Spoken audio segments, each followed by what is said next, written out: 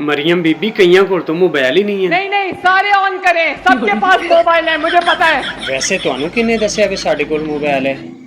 कुछ नहीं होता आपकी बैटरीज को। मेरे को तो मोबाइल ही नहीं है।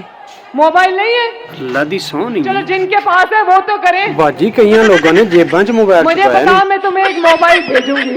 और किस तरह दसा? बता तो रहा हूँ कि मेरे को मोबाइल नहीं है। और कोई तरीका है बताने दा ते दस दियो।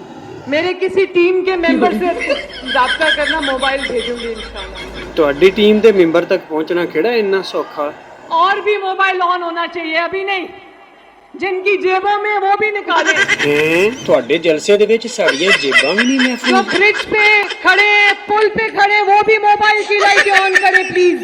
ਉਹ ਫੋੜ ਵਾਲਿਆਂ ਬੰਦਿਆਂ ਨੂੰ ਤਾਂ ਮਾਫ ਕਰ ਦਿਓ ਬਾਜੀ। मोबाइल की लाइटें ऑन करें। ਅਸਾਂ ਨਹੀਂ ਜੇ ਆਨ ਕਰਨੀਆਂ, ਬੇਸ਼ੱਕ ਅੱਬਾ ਜੀ ਨੂੰ ਦੱਸ ਦਿਓ। करें करें, शाबाश। यस, काश आप यहाँ से खड़े होके ये नजारा देख रहे होते। ਉਹ ਮਰੀਮ ਬੀਬੀ ਇੰਨੀ ਕਿਸਮਤ ਸਾਡੀ ਕਿੱਥੋਂ? अब कोई रह गया तो वो भी ऑन करे लाइट। ਹੁਣ ਮੈਂ ਹੀ ਰਹਿ ਗਿਆ। 6 ਵਾਰੀ ਤੇ ਤੁਹਾਨੂੰ ਦੱਸਿਆ ਕਿ ਮੇਰੇ ਕੋਲ ਮੋਬਾਈਲ ਹੈ ਨਹੀਂ, ਫਿਰ ਲਾਈਟ ਕਿੱਥੋਂ ਆਨ ਕਰਾਂ ਮੈਂ?